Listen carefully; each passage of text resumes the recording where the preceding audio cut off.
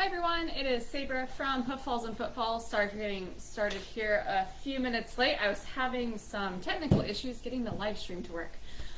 So today on this live instructor chat, we are going to be talking about our adaptive or therapeutic riding lesson horses, also horses that might be utilized in physical therapy, occupational therapy, speech therapy sessions that incorporate hippotherapy or incorporate the movement of the horse.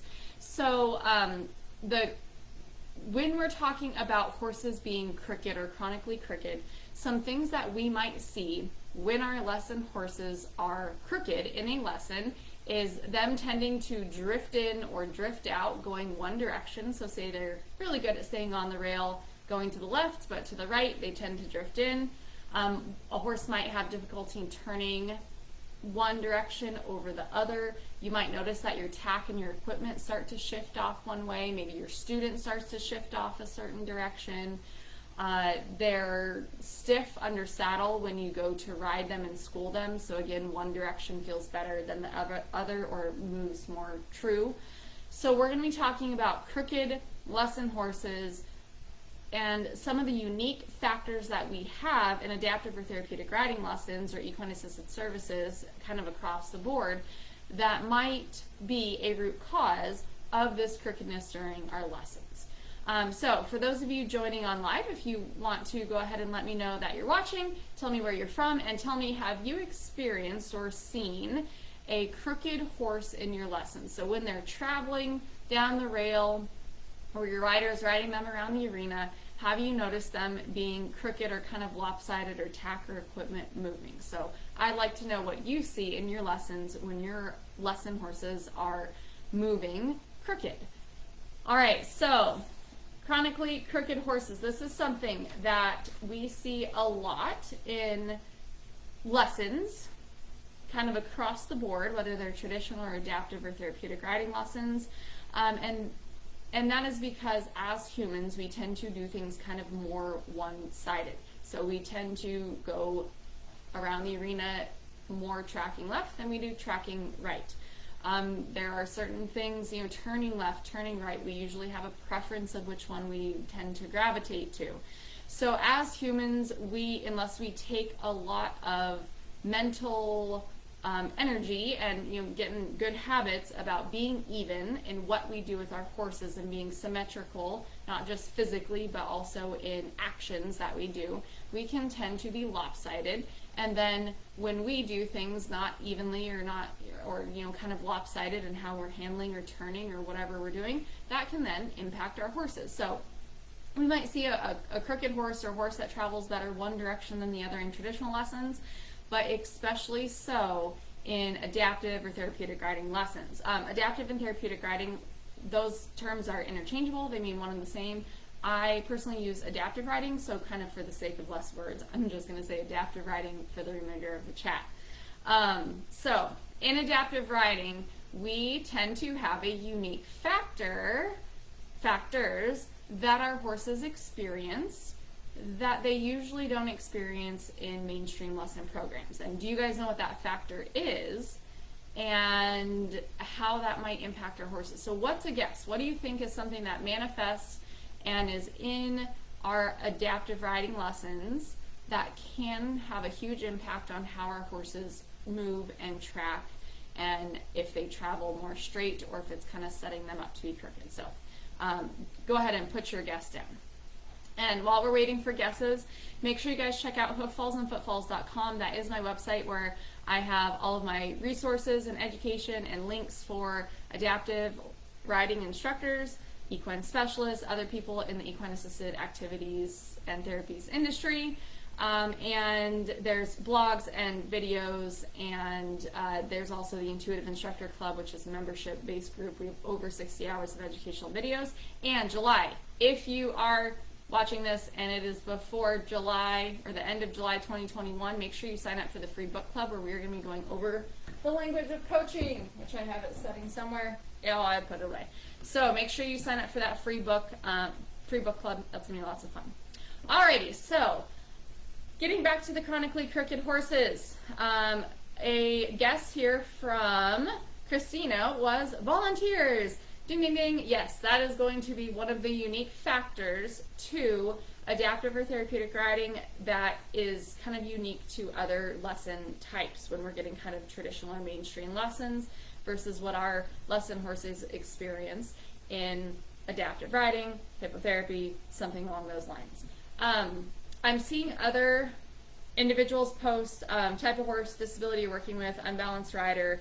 Those are factors that can increase the likelihood of your horse being crooked, but the unique factor to adaptive and therapeutic riding is our volunteers. And we're going to talk about that using my horse here. I don't think he looks too much like a slug. I tried to add mane and tail. But with our horses, so this is our lesson horse out in the arena. So when we put a horse next to a person, so that say this is even you leading that horse, what do horses do to things that are around them? We, as humans, we're a form of pressure, right? We're something that is there, and with our space that's around us, with our energy, that horse tends to kind of move away from pressure, right? So if I'm here, that horse is probably going to be, hopefully, honoring my space and not pushing into me, but instead kind of drifting away. Also, we have that lead rope that's attached from us to the horse. Most of the time, we're not holding right under the chin and directing that chin. When we pull or direct, it's going to tend to be kind of one-sided and apply a little bit more pressure towards that direction that horse leader or you or whoever's leading is going to be on. When you watch a horse walk, I would challenge you to just stand out in the barn and watch people walk horses. And what you might notice is that horse, as they're walking next to their human, their body is slightly kind of bent like this around their human, especially that shoulder and the nose. This is kind of an exaggerated bend, but you can kind of see that horse's body kind of just shift and angled a little bit because they're being impacted by that horse leader here. It can get worse when we have people pulling on lead ropes or they're not aware of their body language, and then that's where we get, when we're trying to slow a horse down, instead of the horse slowing down in a straight line, we get that horse slowing down and then we turn into this spiral because the horse circles around the person. Or we try to slow the horse down and then they stop super crooked because we're pulling on that horse. So a lot of the crookedness in our lessons when we have volunteers supporting our riders, which is a great thing, but it's just a piece to be aware of, is that they can create a lot of asymmetry and crookedness in our horses. And we'll talk about how we can remedy this and help kind of balance things out. So if we have a horse leader on this side of our horse, and this is the traditional side, right, our left side. Why is that our traditional side? I'm going to challenge you guys to look it up on why we usually handle horses from the left. And is there, for those of you listening live or even on replay, is there anything wrong with walking or trotting or doing anything on the right side of the horse? Yes or no? What do you guys do? So when we're walking around the arena, usually going around the arena this direction is going to feel pretty good because, again, this horse leader is going to be on the inside kind of slight curve of that horse's body around them. Also, corners. Corners are a big thing because we have, physics and geometry. So we have the horse tracking on this track right here. The human tracks right here. The horse has to travel further than the human. So the human has an easier time usually of keeping up with the horse around turns because horses kind of have longer legs usually than humans. So that horse is tracking nice and even and that person doesn't get left behind. And again, that horse is already kind of bending that body around that human, and that human acts almost as like a little post for them to curve around. So as we're curving around that corner and asking our horse to turn, our presence there as a horse lead or a leader helps that horse kind of curve and flow through that corner a little bit more balanced and natural. Again, assuming that horse leader is not pulling on the lead rope, knocking that horse off balance, impacting mechanics in a different way. Now, when we get to tracking the other way around our arena, making sure you guys can still see that, and we're going this way, what happens if this horse leader stays on the outside? So one, the horse leader now is going to be traveling the further track, and the horse gets to travel the smaller track. Horses, again, usually have longer legs than humans. What's going to happen here? Well, this horse leader is probably going to get left behind a little bit because they're trying to book it around the corner. And because they're left behind, one, their body language is kind of pulling that horse back and possibly causing the horse to bend the opposite way that they really should be going around that corner. And they could even be not just body language kind of pulling him back, but physically might be trying to stay up with the horse and accidentally leaning or pulling on that lead rope to try to stay up with them. So if you guys have horses handled traditionally from the left and most of the time being led from the left in your class, I'm going to venture to guess that everything going around the arena to the left usually flows pretty smooth, walk and trot. You might notice that at the trot, the horse kind of tends to come and curve in, because again, as we get trotting or we're trying to slow down, that horse leader tends to pull the lead rope in towards them instead of pulling, in towards them instead of pulling that lead rope back underneath that horse's chin towards the chest. So you might see tracking left, corners are great, we're staying on the rail great, but you might notice when things get difficult or there's more complexity of asking for a whoa and trotting, that you're going to see that horse kind of fishtail in here, because again, it's that horse leader kind of drifting in, and then once you get turning, you spiral in. It's hard to fix that. I would also venture to guess that going to the right, it is harder for that horse to, one, stay on the rail, because the person there, that person is there, horse is here. They're being kind of asked with that person's space and body language to move away from the rail. So I would venture to guess that these horses drift in more at the walk, tracking right around the arena if you have your horse leader out on that side. Another thing that's difficult going this direction is your horse leader usually can't hear you very well because they're on the off side of that horse. They're also more likely to get squished between the fence.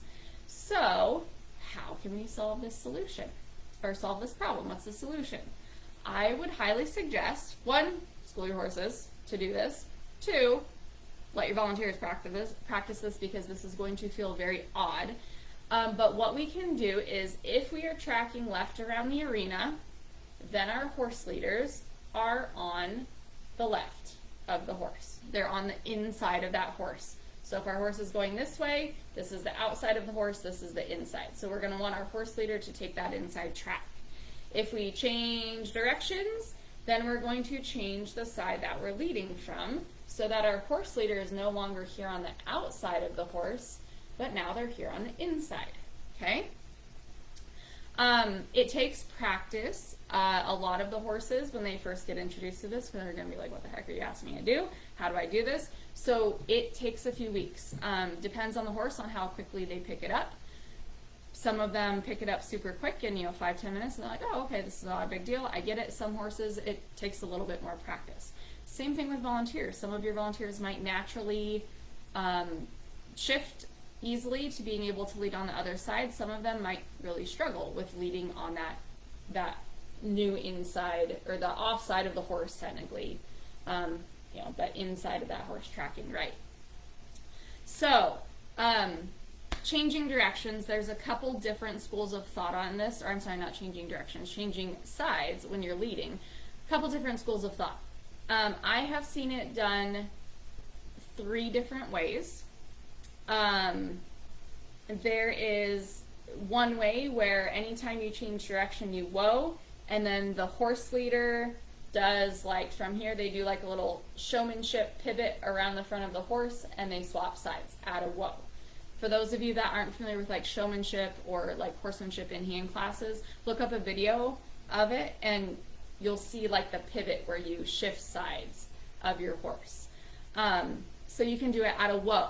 I have also seen where, as you are changing direction, say if you're coming up the center line here, the horse leader does the pivot at a walk and they do it in motion.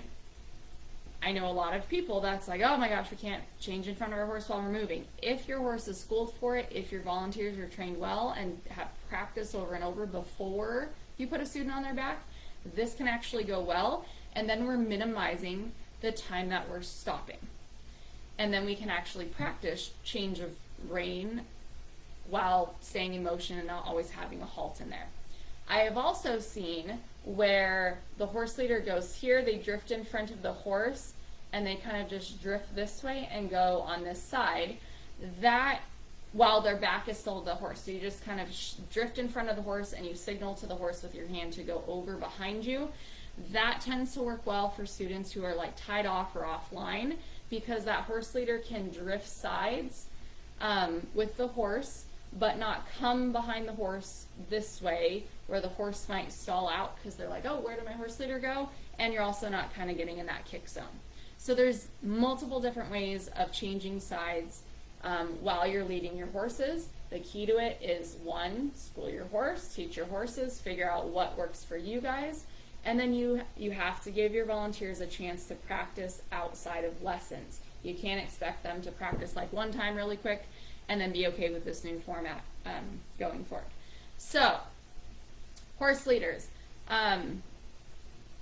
In addition to how they impact the horse's body, then we get into, well, if our horse's body is being impacted by the horse lead. So say this horse leader stays on this side of the horse the entire time. That horse is probably going to be kind of chronically crooked this direction the entire lesson. Then we're getting into the domino effect of, well, what effect does that have on our students and the tack that they're in? Likely that tack is going to start to shift. Sorry, my pen is dying. That the tack and the equipment is going to probably start to shift kind of this way, okay?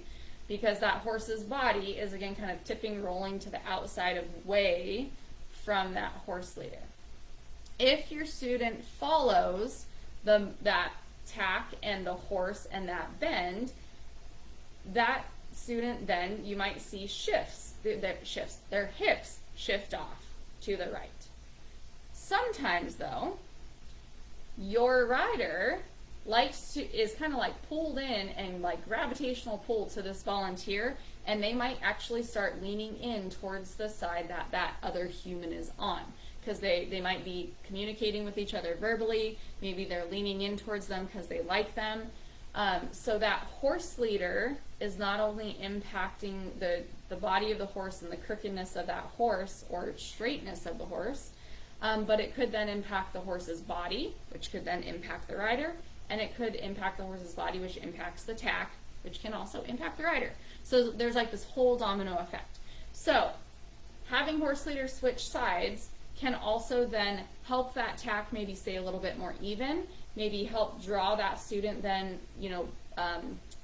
body language wise over to the other side, and help balance things out for both horse and rider. So swapping sides is really big. Sidewalkers is another thing that can cause crookedness in our horses. So we have our horse leader, and then we have our sidewalkers. Depending on the program that you're at, either rule of thumb of like where you're at starting could be either you always have your sidewalker on the same side as your horse lead, and then again, look, we're causing more pressure coming from this side, and so that horse is probably going to move away. Also, sidewalkers have a tendency of kind of doing unintentional touch on the horse, on the pad, or kind of leaning in to help the rider. So again, we're causing that horse to move away from that person there. Sorry, it's getting to be like scribbles, so I'll try to redraw my horse. Some programs have horse leader and sidewalker here. Nothing wrong with that either. But we have horse leader kind of having head and neck going this way. Sidewalker, then we might have barrel and hind end impacted by that sidewalker that way if they're touching or leaning in to help the rider or whatever it might be. This setup here, if we're going around the corner this way, our horse leader has the inside track, but what happens to that one outside volunteer? They usually get left behind, or they have to be very aware of not having to jog to catch up to that horse around the corner, which then if they jog or if they take a fast step or they put their hand on their horse to try to stabilize, to try to ground themselves and keep up with the horse, then again, that's creating pressure on the horse. That might create them to travel uneven or travel crooked or just doesn't feel quite as balanced. If we have the second sidewalker here on the inside behind the horse lead, we're helping between both people to kind of encourage that horse to appropriately bend around the corner. And this volunteer here is likely not going to get left behind. They'll have to make sure they don't step on the heels of the horse leader, but being able to keep up with the horse is a little bit more easy. They can also both hear the instructor a little bit better as well. It's hit or miss on your center, your policy, what you guys like to do. I would encourage you guys to kind of actually have it up to the instructor in the situation of if you have one horse leader and one sidewalker, is it here? Is it here? Or is it here and here? Is it here and here? What is it? What do you need? What does your student need? What's the impact on the horse? What type of help does that student need? So take a look at the different setups. Watch your horses and your volunteer teams move from away from you and to you. So don't just look at the alignment of your rider, but also now open up your field of vision a little bit more and look at how your horse is traveling away from you and to you. Are they traveling straight? Are they traveling kind of crooked? Is their butt and their shoulders straight, but their head is crooked to the side or neck, or what's going on? Do you see them kind of leaning into the horse lead, leaning away? So open up your field of vision when you're doing those posture and alignment and centeredness checks to not just the student and that saddle, but also to all the other unique factors we have as instructors in a therapeutic riding lesson. All right, so I'm going to go through and read through comments really quick. Let me know if you guys have any questions on this topic or any, yes, I do it this way and it seems to work well, or yeah, I'm having this problem in my class. That might be a result of what we talked about here, and we'll see if it fixes things. So feel free to comment really quick. Make sure you check out Hoofalls and footfalls.com. Intuitive Instructor Club. I have a YouTube channel. Make sure you guys like and share the videos, comment on them. It helps with the algorithms and letting Facebook and YouTube know that this is stuff that people want to see. So let's see. Christina says, for our horses who work mostly with riders needing horse leads, we practice leading for both sides. It does take some practice for both horse and human, yes. And if you have a rider who's off lead, so horse leader is by them, but they're not attached, I'm also a fan of having that horse leader be to the inside and that horse, so we're always kind of making, I say, a horse sandwich. So we have the horse, or I'm sorry, that's not the horse. We have the fence, we have the horse, and then we have the horse leader on the inside. And again, that, because their pressure, their body language, kind of helps keep that horse off to the outside, and it will hopefully help that horse drift in less. We're also not asking our horse leader to walk by this horse and get squished between the fence and the horse, even though they may not be attached.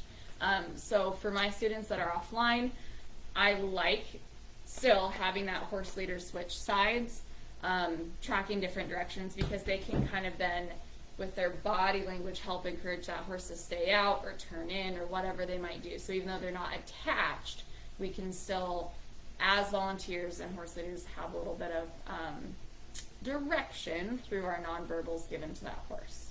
Maggie said, no, there's not anything wrong with leading from the right. At our program, we have the leaders change sides depending which way the horse is tracking around the arena, and they lead on the inside. Very nice. Yep, so very similar to what I do as well. Jam says, horses are traditionally handled from the left because of the side on which the riders used to carry swords. Yeah, so going back to tradition and where a lot of our things came from, horses being used in battle were horses. Equipment, most people were right-handed, and so therefore equipment was like swords and armor was on the left that you have to pull from. So yeah, it's fun finding out the history of it. All right, so I'm gonna wait here for just a second, see if there's any more comments. Thank you guys for joining in live.